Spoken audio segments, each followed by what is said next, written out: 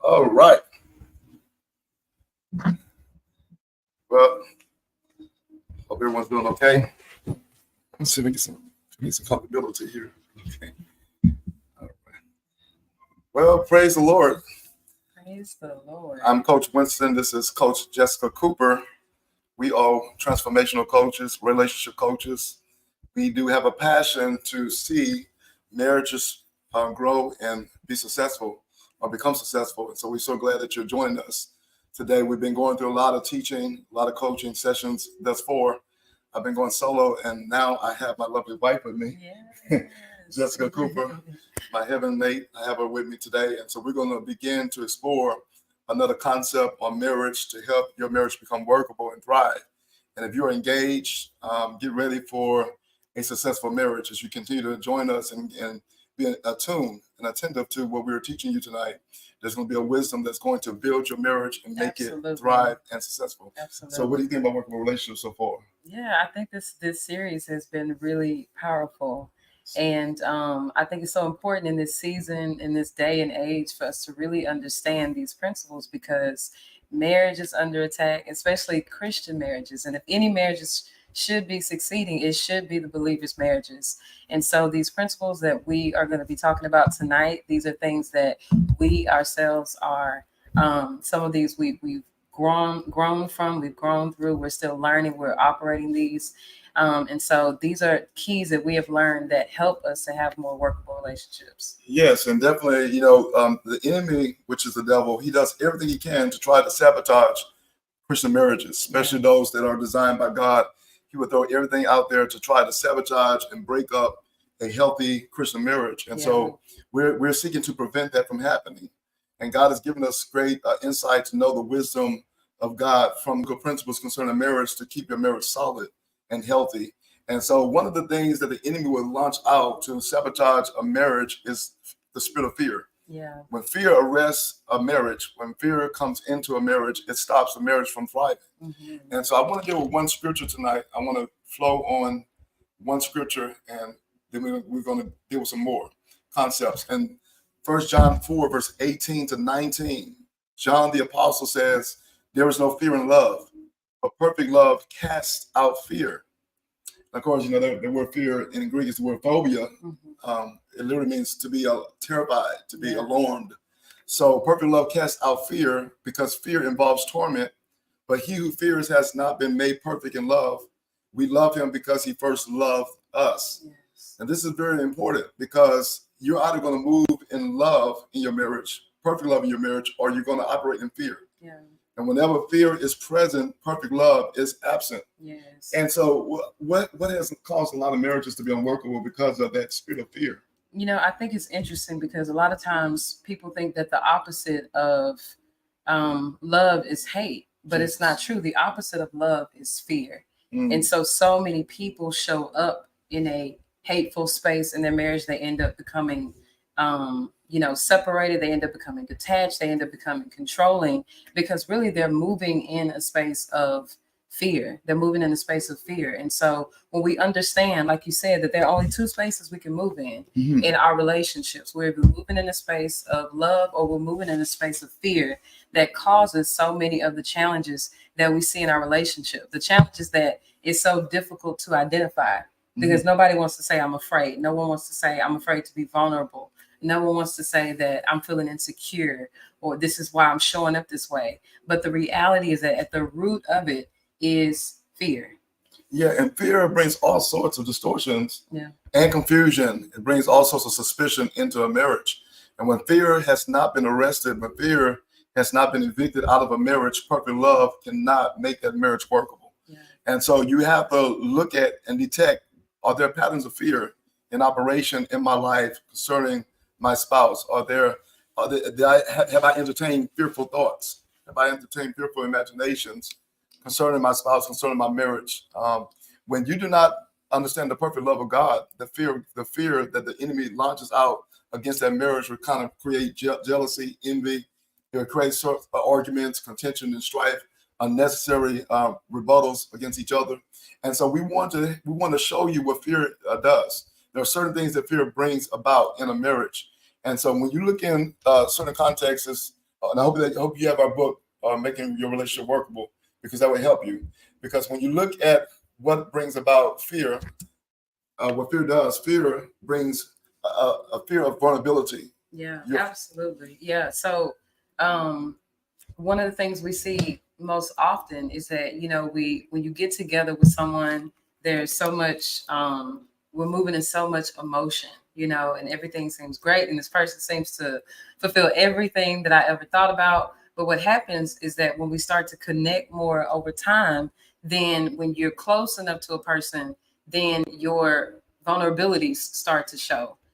This person starts to trigger you in certain ways. They start to rub you the wrong way. And if we don't know how to move in love through those difficult emotions, through those difficult experiences that we have with one another, what happens is that we start to close off. Instead of having boundaries, we have guards, we have walls. Instead of us being able to communicate our fears and our needs, what we start to do is argue. We start to project our frustrations and our anger on the other person. We start to move in control or detachment. And these are substitutes that we're using, dysfunctional substitutes that we use instead of just being vulnerable and being able to entrust ourselves into the other person. We become more guarded. Yeah, what you said. So vulnerability creates openness, right? Yeah. And being open to one another, being transparent to one another. When you're vulnerable, you're in a place where you know that you're loved. You're going to be accepted. And if you feel that you're not accepted, or you fear that you're not going to be accepted by being transparent to your partner, then it's going to hinder intimacy from being created. And so here's another concept that fear brings about in marriage. We're talking about, this is another one. There we go. Defensive to feedback. When their partner gives them or shares feedback with them, they're defensive to feedback their partner shares with them. Yeah. What happens when a person becomes defensive? Like, as I say, for example, share feedback with you, and you take it as I'm criticizing you or being judgmental, and you interpret it that way. What sorts of emotions can be created? Yeah, I think this is an evident sign when two people are moving in defensiveness. When we start to move in defensiveness, every time you say something to me, I rebuttal. I have some way that I'm trying to justify or explain or defend myself. When we start to move in that defensiveness, it's an evident sign that there's fear present. Because again, we might be feeling attacked. You might be feeling judged. You might be feeling vulnerable. And oftentimes when we're not comfortable expressing these emotions, what we do is we start to move in defense. And so when we are moving in this, it's an evident sign that there's fear present, that there's something that we need to deal with and that we need to be able to identify within ourselves. Well, usually, just when a spouse gives feedback to a partner, that's really a sign of love. Yeah. They want the best for their partner. And so they would give constructive feedback to their partner because they love them. They want to help them grow. They want to help them become the best they can be in life. And if a partner is insecure about how they feel and what's going on, they will take their feedback as criticism. And that's one of the most destructive things you can do. You cannot allow fear to make you receive feedback from your spouse as a critical judgment against you, because your partner knows you best. Mm-hmm. And they chose to say, I do, because they value who you are. And so you have to watch out for fear, making feedback become a critical opinion from your partner instead of a constructive opinion from your partner. The other part of it too is that sometimes we are frustrated and we move in a space of criticism. But even behind every criticism, because sometimes I might be frustrated and instead of being authentic and vulnerable with what I'm really feeling, I might come across with sarcasm. I might come across with a critical response, a critical statement, an attack. But oftentimes, even behind that, there is a good intention. There's something that I may not know how to communicate properly, right? And so even then, if we can learn how to move in a space of love, we can still bring correction to, how, if I say something in a way that's not helpful, right, we can still bring correction to that.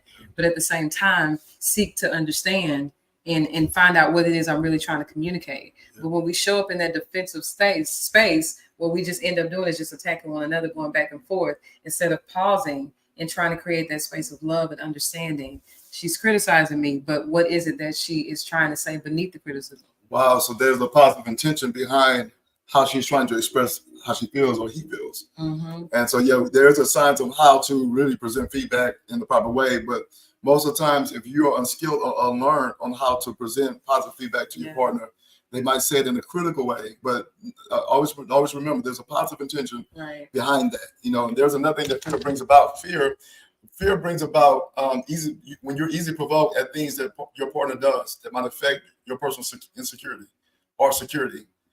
That can hinder you. Been easily provoked at the things their partner does that might affect their personal security. That can really hinder you from really taking on that positive intention that your partner is trying to bring about your way. What are you getting from that? Yeah, I think you know, similar to the defensiveness is that when we're easily provoked, it shows that that there's something, like you said, that I'm feeling insecure about, right? It might be personal space. It might be that when you know, try to approach me at a certain time, and then I become, you know, I back away, right? I'm becoming provoked or triggered with that.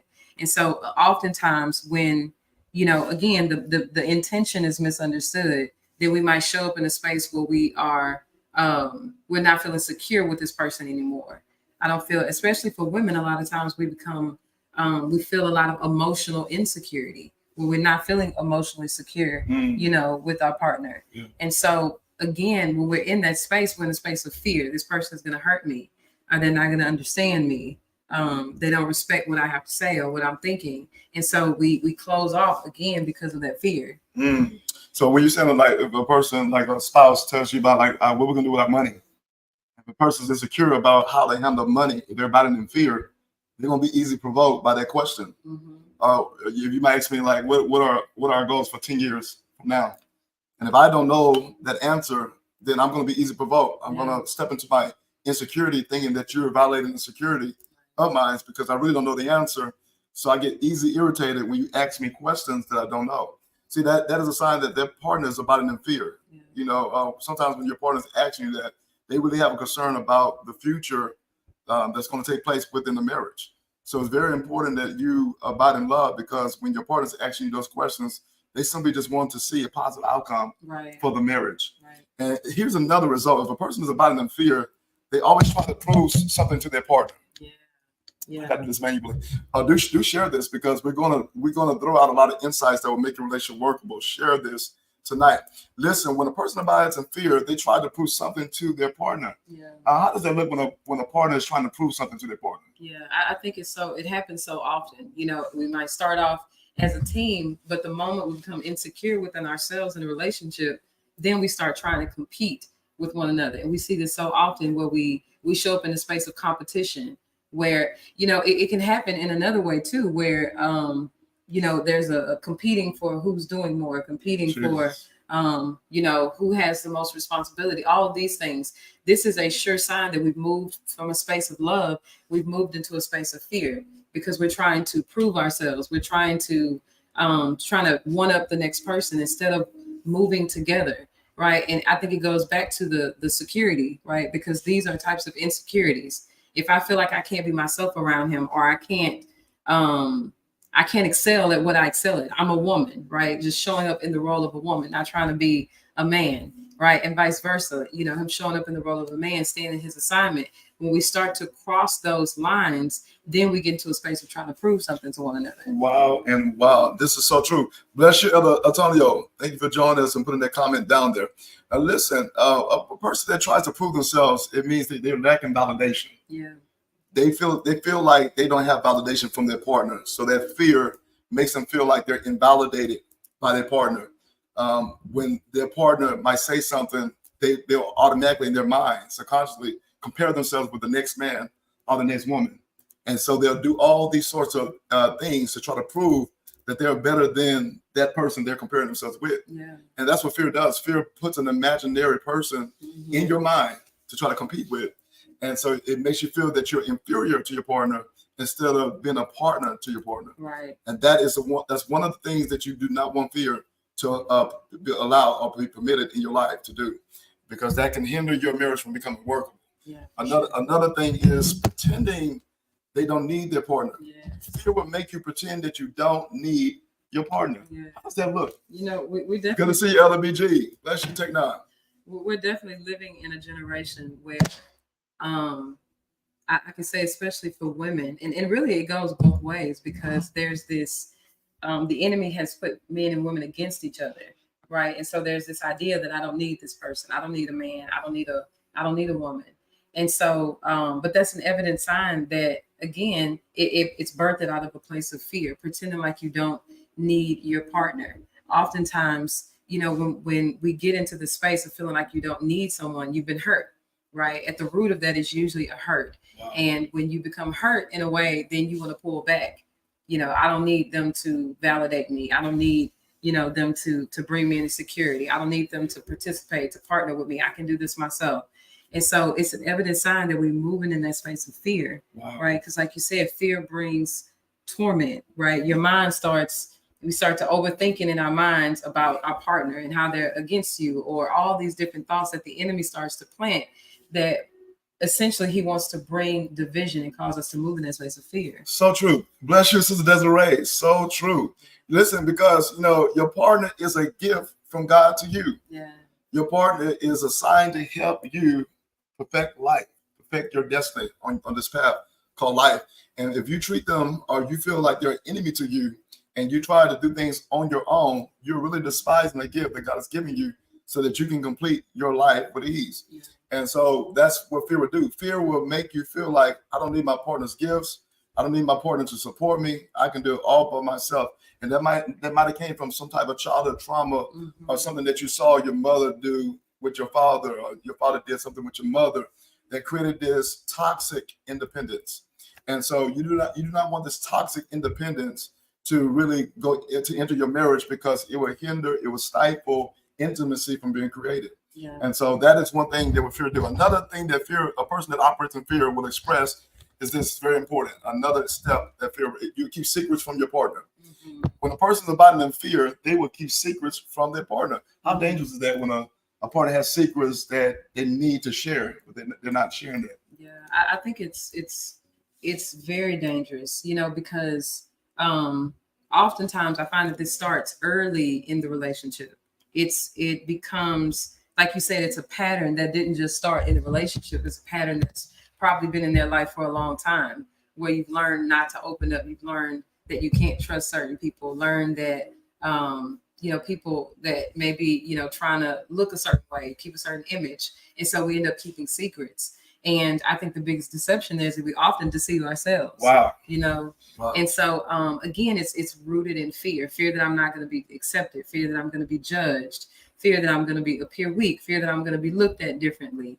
And so, we learn to keep secrets, things that shouldn't even be secrets. And we don't give our partner an opportunity to express grace, to express acceptance, because we all have those dark secrets and things that, you know, that we're still struggling with, the things that we're embarrassed about from our past, or that bring shame.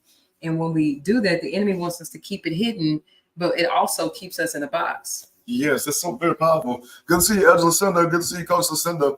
Yeah, because, you know, your secret can be your disease that your partner can heal. Yeah. The Bible says, if you confess your faults, you shall be healed. And confess your faults to one another in James 5. So by you sharing your secrets, sharing what you're vulnerable about, or your temptations, sharing what can easily cause you to decline or break your commitment, your partner might just have the remedy to heal you and help you and strengthen you and keep you accountable to your commitments. Yeah. When a person does not share their secrets, they're saying to their partner, they're saying to the marriage, they are not willing to commit to making the marriage workable. Yeah. So most times when marriages are unworkable, there are secrets that are not made known. And when a person operates in fear, they keep their secrets because of a fear of commitment. Mm-hmm. And here is another thing that a fear does. When a person operates in fear instead of love, they don't share their disappointments about the relationship with their partner. This is so true. You know, sometimes when there's an unmet expectation and they're disappointed about that, instead of sharing what they prefer, they're not sharing their disappointment. How does that fear sabotage the relationship? Yeah, I think that, you know, so often we move into this space of withholding, wow. You know, and it can be for many different reasons. It could be because we avoid confrontation. It can be because we've done that before and it brought about an argument. We've tried this before. But at the root of all of it, it is a fear. There's a fear to confront. There's a fear to push through. There's a fear to stick to it, stick with it until we see a breakthrough and transformation and change in the relationship. And so when we find ourselves not sharing disappointments, not being authentic and honest, because I tried that before, or because, you know, I know my partner's not going to change, it creates such a sense of hopelessness in a relationship where it becomes impossible to break through because we're not willing to do the work to push through. Yeah. And sometimes the fear of an argument. Yeah. I don't like how things are going, but I'm not going to share how I'm disappointed right now because I don't want to argue with my spouse. I just want everything just to be as is. And when you're afraid to rock the boat of the relationship, the breakdowns will continue. Yeah. Because whatever you permit continues. And so it's important that you get rid of this fear of disappointment. Share how you're disappointed. Share how you feel, because you own your feelings. It doesn't make your feelings absolute reality, but you own your feelings, and it should be a space in the marriage where you can share how you're feeling in that moment. If you're feeling disappointed, discouraged, if you have a feeling of fear of how the marriage is going, go ahead and share it. And your partner might not like it because they might be coming from a space of insecurity. Yeah. But it should not keep you from operating in love, believing that your partner is hearing you out. So good to see you. Q Games. I don't know who that is, but blessings on you. Take 9. I don't know if is that I believe that's Elder Mike. Oh, Elder Mike. Q Games. Sorry. Good to see you, sir. And so what we're dealing with is 1 John 4. Perfect love casts out fear. Yeah. It casts out fear. And so you're either operating from fear or perfect love in your marriage. Yeah. What's going to make your marriage workable is moving from perfect love, because we just shared with you guys, wherever there's fear, there's torment. Yes. And torment can also be language as frustration, stress. Yeah. If you are feeling uncomfortable around your spouse, walking on eggshells around your spouse because you're feeling like you're not going to be accepted, then that is a sign of fear. Yeah. Fearful atmosphere keeps intimacy from happening. What do you suggest about that? Right. It's so true because, like we talk about dis-ease, a lot of relationships are diseased. Wow. Because there's so much dis-ease in the relationship. It's like a toxic buildup. It's like all of these things that have accumulated over time. And because we're walking in a space of fear rather than a space of love, these things are allowed to build up. We're not saying what we need to say. We're not doing what we need to do out of a place of love. And that's the difference, is that, sometimes we do get in hard spaces in our relationship where we feel like, things are not changing. Our spouse is not changing. But if we maintain a space of love, the Bible says that love never fails, which means that if I'm in Christ-like love, then I'm going to continue to do the work that it takes to create a space of to move in love, to create change in the relationship that we need to see. Wow. So are you saying that love brings about the transformation? Absolutely. In the relationship? Absolutely. Yeah. See, love creates a possibility in the relationship. I think Paul puts it this way in our favorite book, the Bible. 1 Corinthians 13 says, love endures all things. It believes in all things, which means love operates in a space of possibility. Yeah. You might think that your relationship is not going to work. You might think that your marriage is not going to be workable. But if you operate in love said there is a possibility that it can work. It can become successful. And so what is the opposite of fear? My wife just shared it. It's not hatred. It is love. Right. That is the opposite of fear, right? When we look at a person that's abiding in love, what they express is they express powerful attributes that represents God. As a matter of fact, the Bible says God is love. Absolutely. So when a person expresses love in the relationship, is the Bible saying that they're expressing God? I believe that's exactly what the Bible is saying. And the best example that I believe that any of us have is the way that Christ loves us. Wow. Right? The way that he loves us into wholeness. He loves us into a space of transformation. He loves us even as we are right now. And when we are able to express God in the relationship, I'm saying that I'm not going to close up in fear. I'm not going to shut down in fear. I'm not going to stop expressing love because I'm in this space of fear. What we're doing is we're creating, like you said, we're being God. We're showing up as God in the relationship.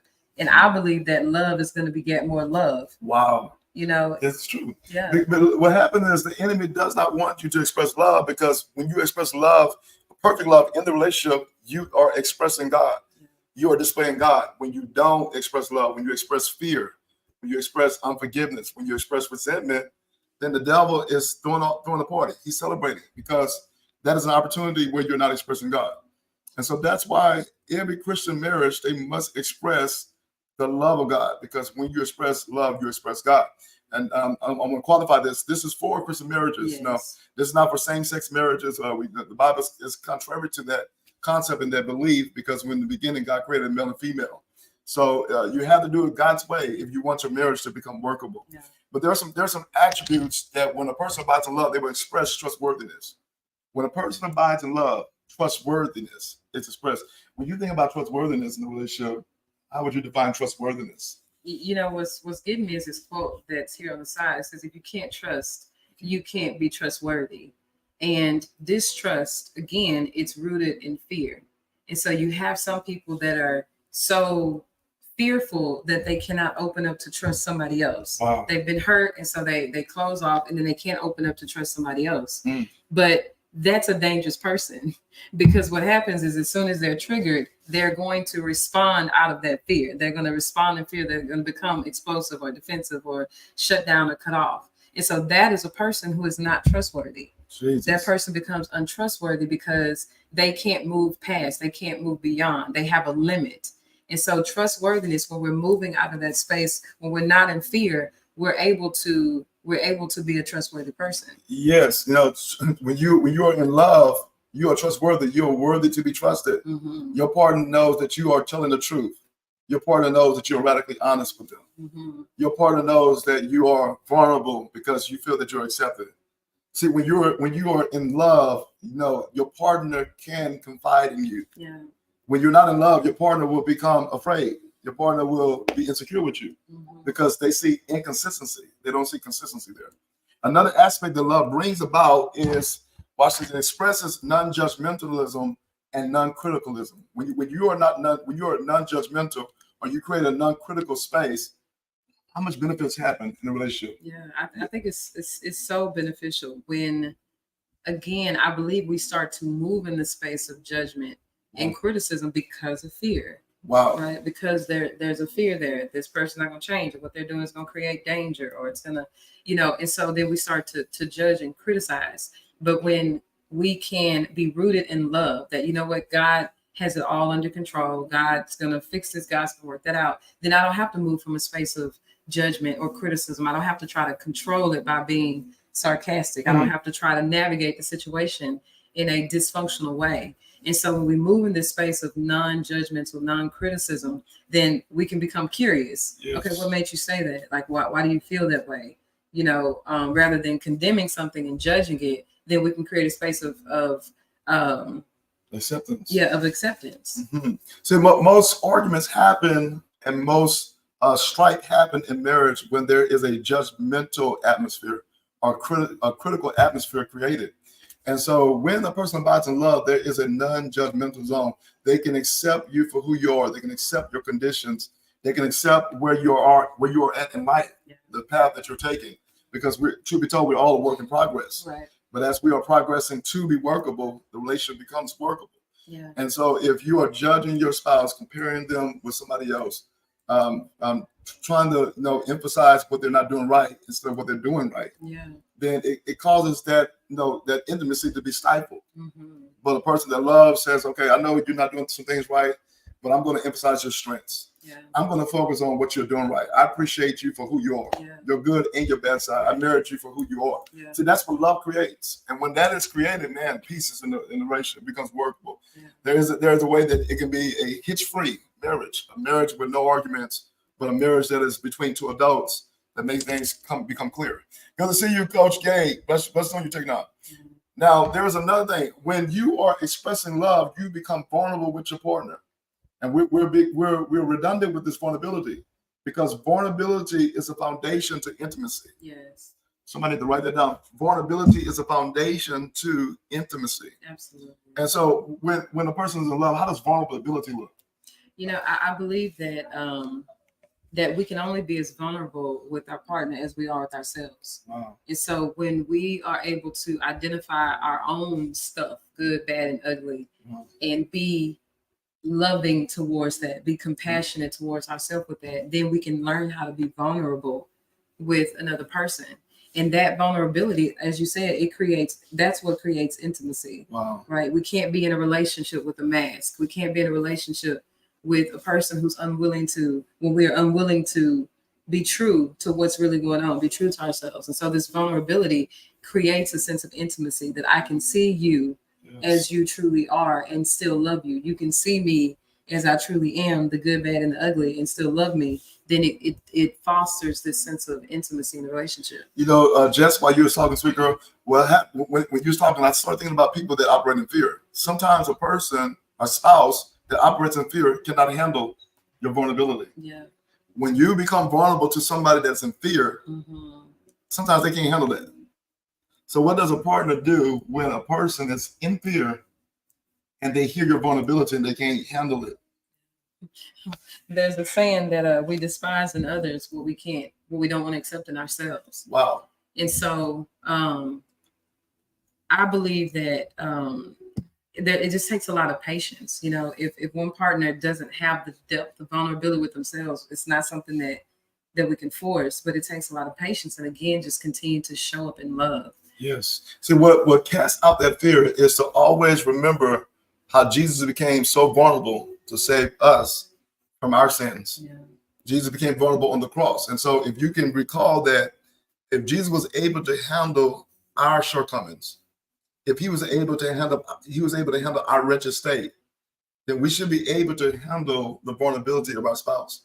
The moment you take your eyes off the gospel, the moment you take your eyes off of Christ, fear will abide. It will hinder you from really embracing and accepting the vulnerability of your partner. So both parties, when they're operating in love, they can accept each other's vulnerability. And when you accept each other's vulnerability, intimacy is created. We're going to do more about that, because the more intimacy, the more love can be made, if you get what I mean.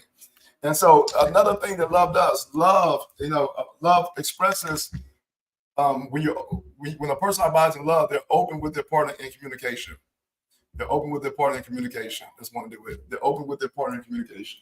Yeah, this is a deep one, because communication is such a pillar in all of our relationships, and it's the one area where we tend to be the weakest, where we tend to have to put in the most work, and it takes a lot of love. Wow. A lot of love to be able to go on the journey of improving communication with one another. But when we're able to push through, again, in love, we're able to create more openness in communication. Yeah. Sometimes we cover up the fear of communicating. We're just talking. Yeah. And talking is not the same as having a conversation with your partner. But when a person abides in love, they're looking to have an open conversation with their partner. They're looking to have a deeper communication with their partner. And so they'll begin to look up strategies. How can they communicate effectively? How can they have an efficient and effective way of communicating with their partner? See, when that communication is open, intimacy, again, is created. See, the ultimate end of every marriage should be to move in maximum intimacy with each other. That should be the ultimate end of every marriage. You're becoming one flesh, one soul, one spirit with this partner that God has sent your way. And so when a person is open in love, they are communicating everything. They're not perpetuating a withhold. They're sharing everything with their partner. Their fears, their excitements, their aspiration, their focus, their vision, what they see for the family. They're sharing everything. Yeah. There's no hindrance there. Another expression of love, because of time, is patient. When a person abides in love, they're patient with their partner's mistakes, knowing they make mistakes as well. What do you get from that? Because that's very vital. Yeah. When love is able to share mistakes, but also accept the mistakes of the partner. Yeah. It's so easy to, when you get into a relationship, none of us see ourselves. Wow. We see our partner, right? And so it's easy to start pointing out the mistakes of our partner. But it takes a lot of grace and love to be able to cultivate that sense of patience. Like we always talk about, grace and space. Every relationship needs grace and space. Your partner needs grace and they need space to be able to grow into who it is that they're becoming. And so when we are moving in love, we're able to be patient with mistakes. We don't have to call out everything. We don't have to try to fix everything. We don't have to try to control everything. We don't have to try to be Holy Spirit Jr. and try to make things happen in our own timing. We're able to give them space to be, just like we need space, just like I need space to be. You need space to be and to grow and to discover. Even a lot of times there are things that, you know, he can see that I can't see. There are a lot of times there are things that I can see that he can't see. And it feels so obvious. And a lot of times partners start to begin to criticize because of that. But what we want to do is exercise self-control. Just pull back and just wait and allow that to happen. That's right. Because sometimes mistakes can be offensive to you. The mistakes that your partner made can be offensive to you. Good to see you, Minister Abigail. And that offense, when it is not covered by love, creates unforgiveness. Yeah. Right? Yeah. It creates a resentment. And so when a person abides in love, they are trying to cover a multitude of mistakes that their partners are making, because we're still evolving. Right. We are still becoming who we actually are. We have not discovered who we actually are yet, but we are evolving. Layers are being peeled away. Every time we grow in intimacy, every time we grow in love, every time we grow in God, layers of the flesh, layers of the sin nature is being peeled away. Right. And once layers of the sin nature is peeled away, divinity is made known. And that's the key. You want to be able to create a space where you can accept your partner's mistakes as they accept your mistakes, and keep on moving in love until divinity is made known. Because we told you before, when divinity is made known, love is present. We got to move quickly. So another thing, a person when they're about in love, I've got this one here, the feedback. When they're about, they accept or kindly listens to the feedback that their partner gives them. Now notice these are the opposites of fear. Remember, we told you when you operate in fear, you don't accept feedback. But when you operate in love, you kindly listen to the feedback that's given to you. How beneficial is that for a partner to listen to their partner give them feedback? I think it's really a space of maturity to be able to sit and hear something that you don't want to hear, but that you know can improve you and grow you. Proverbs talks about this all throughout the book of Proverbs, how a person who loves wisdom, a person who loves growth is not going to shun feedback. They're not going to shun that. And so I believe that when we're moving in the space of love, we can suspend our own insecurities and fears behind being corrected or our faults being brought to light by our partner. When we're moving in love, we can harness that and say, you know what, let me listen. Let me see what it is this person is saying. Let me chew the meat, spit out the bones, as you say. Let me accept this feedback so that I can grow as a person and understand them better. You know, I feel some type of way. Like after I minister or do something, I feel some type of way when Jess does not give me feedback. When my queen does not give me feedback, I feel like, wow, I didn't do a good job. But every time she gives me feedback, whether it's positive or something I need to work on, I feel so good because I know that she was listening to me. She created a space to help me and edify me. Because listen, you are not your own. You belong to your partner, and your partner belongs to you. So it should be open for you to accept your partner's feedback, because they really are purposed by God to dress you or make you as they intended to be. Because you're there to please them. You're there to serve them. You're there to compliment them on the journey. And so these are powerful principles that if you want to abide in love instead of fear, you need to start practicing and actualizing, because it has helped our marriage. We're still growing. Like we told you before, we're not experts. We're students. We're students of the research and the science of marriage. We always want to be students. We never want to step into the space of being experts. Even though we read a lot of books, we wrote 3 books, like as you see, we always want to be students, because you're always, no one has never mastered marriage. You're always learning marriage, because there's a marrying together marriage. There's a marrying together. And it's so funny because the Greek word for marriage is the word gamas. It kind of sounds like game. It doesn't come from the word, but it kind of sounds like game, gamas. And so the marriage game has rules. It has principles that we need to practice and apply to our life. And I told y'all before last week, I was going to share with y'all 5 Ext. But since we're running out of time, I don't know if you want to keep on sharing it. Yeah, we can go through. Okay, we'll come. Okay, we're going to move quickly with this, and we're going to emphasize this, because you got to watch out for these 5 lacks. If you're lacking in these 5 areas, then your marriage will become unworkable, or it will lead to codependency. And so the first lack, because of time, first lack we want you to watch out for and be aware of. And always remember, awareness brings transformation. Yes. It's the first step. Because whatever we're not aware of, we cannot create change in. Yes, so true. Yeah. So true. Okay, so, and this is what we're sharing. When there's a lack of transparency with your feelings within the marriage, a lack of transparency with your feelings within the marriage, that will make the marriage unworkable, or it can lead to codependency. What do you get from that? Absolutely. You know, I think this oftentimes, I think it's true for both sexes, but I do think that we often see men struggle with this more, the inability to identify, to get in touch with those feelings.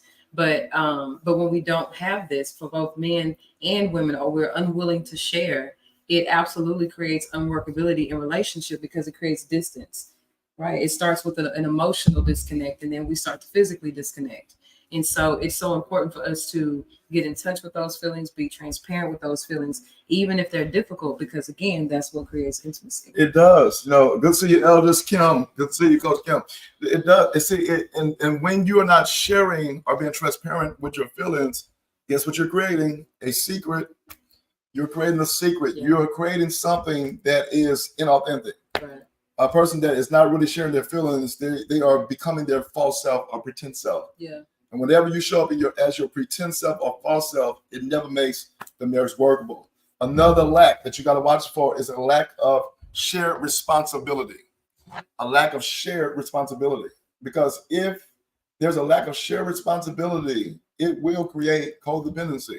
In other words, if somebody's doing more in the relationship than the other person, if you have not entered that marriage as partners, then it's going to create codependency, or what you said, attachment. Mm-hmm. Yeah, codependency, or a sense of detachment. You know, where two people are operating on their own, right? We're together, but we're really very separate. Wow. You know, but yeah, absolutely. I believe that this lack of shared responsibility means that we're not creating things together. Wow. You know, we're both not playing our part. We're actually not creating together. We're doing our own thing. Two independent people. That extreme independence, that you know, dysfunctional independence, so where we're not creating things together within a relationship. That's dangerous, because your partner is not responsible for your happiness. Your partner is not responsible for your peace. Mm-hmm. Your partner is there to complement you on the journey.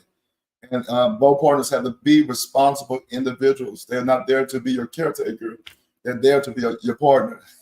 And so that's very vital, because if, say for example, a woman wants to be put on a pedestal, and they don't want no responsibility, and they expect that man to do everything, or vice versa, that man expects that woman to do everything, and they do not want to embrace responsibility because of a lack of agreement, it's going to make the relationship unworkable or codependent. Yeah. Okay, we'll deal more with this later on. Another thing is that we want to talk about is a lack of inspiration to innovate romantic moments within the marriage. Why is the science of romance so important for workability in our marriage? Yeah, I think that you know, it takes two people to express to express the romance, to initiate connectedness. Because if only one person is doing it, I don't mean just you know, sexual advances, I mean actual romance. Because again, romance is intimacy.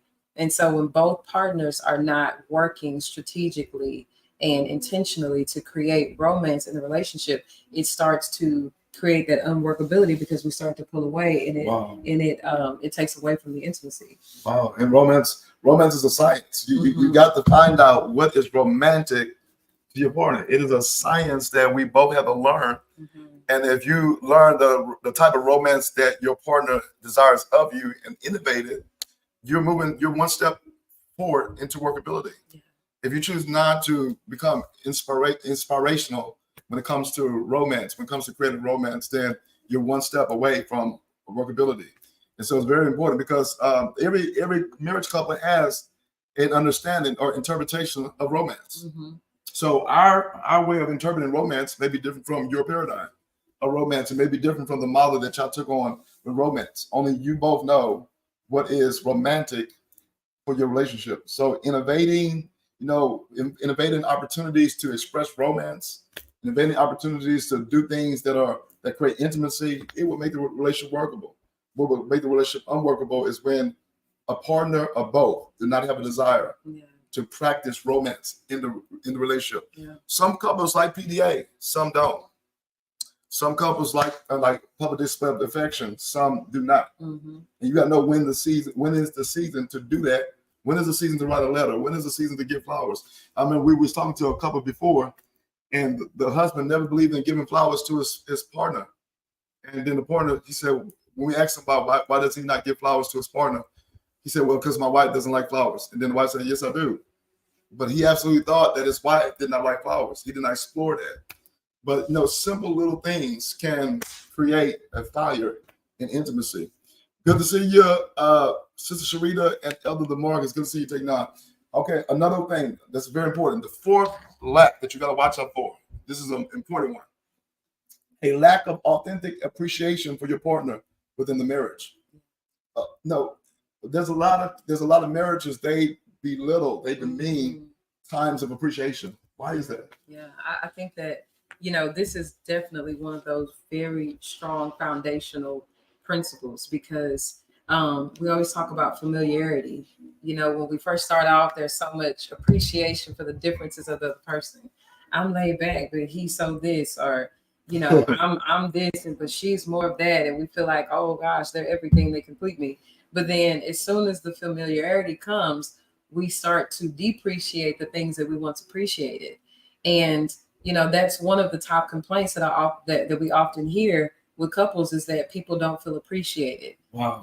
Sometimes, like we talked about with the competition, a lot of times both partners are putting in so much work, but maybe one partner feels like, well, because I'm paying most of the bills, what you're doing is inefficient, or she feels like, I'm the one that's taking care of the kids, getting up and down, and you're just doing this. And so we start to depreciate the value of what the other person brings to the table.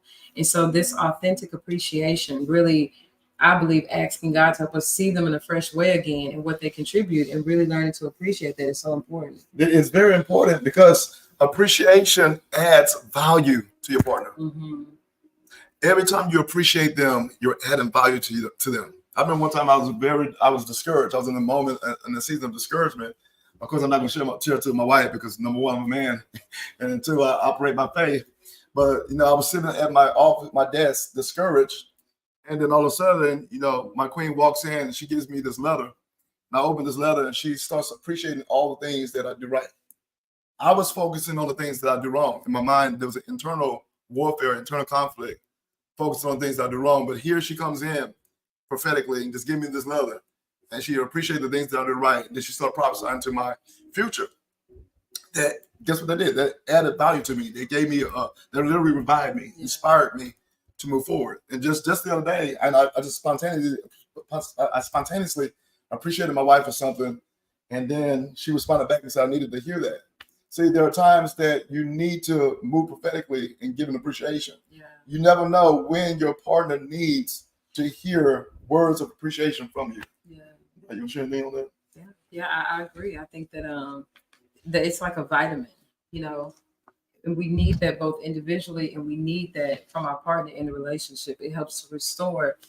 Sometimes we just feel devalued by the world. Wow. And, giving that appreciation really helps to build one another up. It creates so much sweet intimacy when your partner is appreciating you more than they're complaining about you. Yes. Because it's easy to complain. Yes. It's hard to appreciate. And you want to shift that practice. You want to start appreciating your spouse more than you complain about them. Yeah. If you do that and take that as a habit and start practicing that, guess what's going to happen? You're going to minimize arguments. You're going to minimize the contention in your household. And you have children, your children is going to see it. And they're going to feel the peace. They're going to feel the love and the atmosphere of appreciation in that home. Now, sometimes it's hard to do that because if you have never seen that with your parents, or if your general family has never practiced appreciation, it'll be very hard for you to do that. But start practicing it because you want to make your marriage like Christ and His church. One more lack. This is the most important one. The lack of keeping your commitments. within your marriage. If you lack to keep your commitment within your marriage, you're choosing an unworkable marriage. How does that look when the person lacks to keep their commitments? You know, commitment is really the foundation of everything. Mm-hmm. And oftentimes what we see is I'm committed because I'm still married to you. Wow. But there's a lack of commitment of those micro commitments all throughout the relationship. And so when we start to operate in not keeping our commitments, it literally undermines the security of the relationship, because again, it breeds distrust. I can't trust this person. It breeds frustration. It breeds all these different things. And so it's so important to keep our commitments. First of all, keeping our commitments between myself and God, him keeping his commitment between himself and God, for who I said that I was going to be in this relationship. I remember once I found this journal that I had written years before when we first got married. I had all of these things that I was going to be this type of wife, this type of wife, this type of wife. And the Holy Spirit really used it to convict me all those years later, because there were so many things that I valued at that time that, because of the upheavals and the challenges of life and marriage, that I started to lax on. And so the first commitment is me keeping that commitment to myself, that commitment to God, to be what I said, and vice versa. Wow. And see, your relationship is no stronger than your kept commitments. Mm-hmm. I'm saying one more time, your relationship is no stronger than your kept commitments. Yeah. Whenever there's a breakdown on keeping your promises or keeping your commitments in the relationship, that relationship is unworkable in that area. When both parties keep their commitments, the relationship becomes workable. Now, will your commitments be tested? Yes, your commitment is going to be tested. The enemy is going to do anything he can, or everything he can, to keep you from keeping your commitments. Mm-hmm. But you got to begin to move in the spirit of love and abide to keep your commitments. If you keep your commitments, the relationship becomes workable. If you make an excuse why you can't keep your commitment, I can't keep my commitment because I don't like the way my spouse is treating me. I can't keep my commitment because I don't like our financial status right now. Well, that means that you're choosing to be a liar. Mm-hmm. And whenever you're choosing to be a liar instead of a promise keeper, you're choosing breakdowns instead of breakthroughs. There will be times you'll break down, but go back to restore yourself back to keeping your commitment. Right. So after the breakdown, there will be a breakthrough. Okay, so we're going to stop right there because we already invested 52 minutes. That's 4. Are there any questions? We're going to stop. Are there any questions that the audience wants to ask about marriage, or if you're seeking to get married, are there any questions that you would like to share? We'll create that space and we'll open it up for questions, Q&A. Yeah. Now, feel free to, we do webinars. We do have a coaching type of business. If you're looking for joining us on our coaching journey of transformational and workable relationships, feel free to email us or look at our website, sign up, because we want to help you. We want to empower your marriage and make it workable. Okay, so I guess everybody is good today. So we dealt with the 5 lacks. We dealt with watching out for abiding in fear, and also abide in love. You abide in love, fear will be cast out, torment will be cast out, and the marriage will become lovable, prosperous, and peaceable. God bless you all. We'll be back later on. Shalom.